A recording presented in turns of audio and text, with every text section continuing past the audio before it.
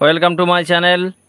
আজকে আমি তোমাদের কাছে নিয়ে চলে এসেছি ডিয়ার ছাত্রছাত্রীরা, লেসন 1-এর যে ইউনিট 2 সেই ফাদার হেল্পের পড়ার ফাদার হেল্প এই লেসন বাই আর কে নারায়ণের লেখা ইউনিট 2-এর পড়াটা আজকে আমি তোমাদেরকে unit 2 line by line Bangla মানে সহ পড়ে শোনাবো। চলো শুরু করছি। Sami hoped that with this his father would be made to see why he avoids school for the day. স্বামী ভেবেছিলেন যে তার বাবা নিশ্চয়ই বুঝবেন যে কেন সে সেই দিন স্কুল যেতে চাইছে না। But father behaviour took unexpected turn মানে হচ্ছে অপ্রত্যাশিত রূপ, কিন্তু বাবার ব্যবহারটা অপ্রত্যাশিত রূপ নিল। হি প্রপোজ টু সেন্ড, সে ঠিক করলেন যে একটা চিঠি পাঠাবেন, একটা চিঠি উইথ স্বামীকে দিয়ে টু দ্য হেডমাস্টারের কাছে। তিনি ঠিক করলেন যে হেডমাস্টারের কাছে একটা চিঠি পাঠাবে স্বামীর হাত দিয়ে। No amount of protest from Swami would make him change his mind. স্বামীর কোনো প্রচেষ্টায় তার বাবার মনটাকে পরিবর্তন করতে পারলো না। By the time Swami was ready to leave for school, Swami যখন স্কুল যাওয়ার জন্য প্রস্তুত হয়ে গেলেন ঠিক তখন father had compose a long letter to the headmaster, বাবা একটা দীর্ঘ চিঠি লিখে ফেললেন হেডমাস্টারের কাছে, হেডমাস্টারকে দেওয়ার জন্য। He put it in an envelope মানে খাম, তিনি এটা একটা খামের মধ্যে ঢোকালেন অ্যান্ড সিল ইট, এবং তার মুখটা এঁটে দিলেন।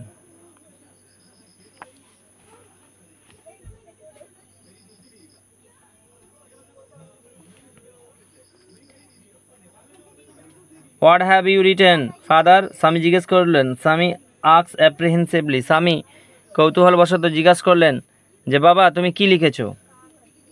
নাথিং ফর ইউ, তোমার জন্য কিছু নয়। Give it to your headmaster, তোমার এটা হেডমাস্টারকে দেবে, and go to your class, এবং তুমি তোমার ক্লাসে যাবে। Have you written anything about our teacher Samuel, আপনি কি আমাদের স্যামুয়েল স্যারের সম্পর্কে কিছু লিখেছেন? ইয়েস, হ্যাঁ, প্লেন্টি অফ থিং, অনেক কিছু লিখেছি। What has he done father, বাবা সে কী করেছে? Everything is there in the letter, এই চিঠিতেই সব কিছু রয়েছে। Give it to your headmaster, এটা তোমার হেডমাস্টারকে দিয়ে দেবে।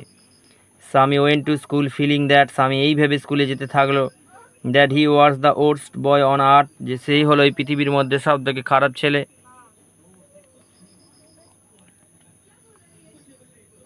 হিজ কনসাইন্সি বোদার্ড হিম, তার বিবেক তাকে খোঁচাতে থাকলো। He was not at all sure of if his description of Samuel had been accurate, সে নিশ্চিত ছিল না যে স্যামুয়েল সম্পর্কে দেওয়া বর্ণনাটা তার সঠিক ছিল।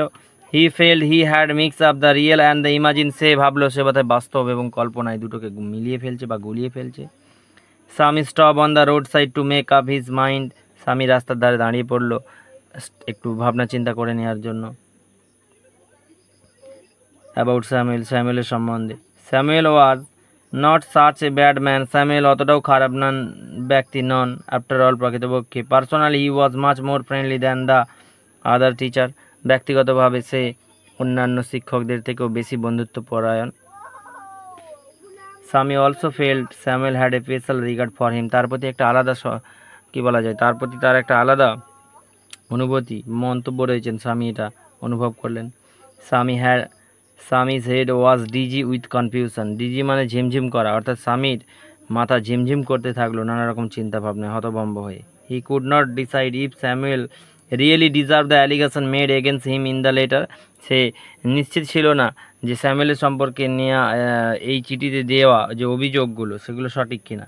The more he thought of Samuel, যতই সে স্যামুয়েল স্যার সম্পর্কে ভাবে, দ্য মোর স্বামী গ্রিভ ফর হিম, স্বামী ততই দুঃখ করে তার জন্য। টু রিকল, তখন তার মনে পড়ে স্যামুয়েল ডার্ক ফেস, স্যামুয়েলের ওই কালো মুখটা। হিজ থিন মুস্ট্যাচ, তার সরু গোঁপ। আনসেভেন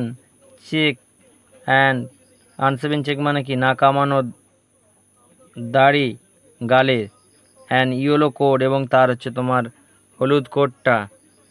ফিল স্বামীনাথন উইথ সরো, যেন সবই স্বামীনাথনের দুঃখেতে পরিপূর্ণ। তাহলে এই ছিল আজকে আমার হচ্ছে তোমার father help lesson 1 for class 10 unit 2 এর পড়াটা আমি বাংলা মানে করে পড়ালাম। যার পড়তে অসুবিধা হবে সে একটু এই ভিডিওটা দেখে নিও। আর তোমরা এই ভিডিওটা হচ্ছে যাদের একটু মানেগুলো দরকার হবে তাহলে তোমরা একটু পজ করে করে শুনে নিও। দেখা হচ্ছে পরের কোনো একটা ভিডিওর সাথে, ততক্ষণ ভালো থেকো। আর লাইক কমেন্ট শেয়ার করতে ভুলবে না। সাবস্ক্রাইবটা অবশ্যই করে রাখবে যাতে এইরকম ভিডিও তোমরা আরও পেতে থাকো।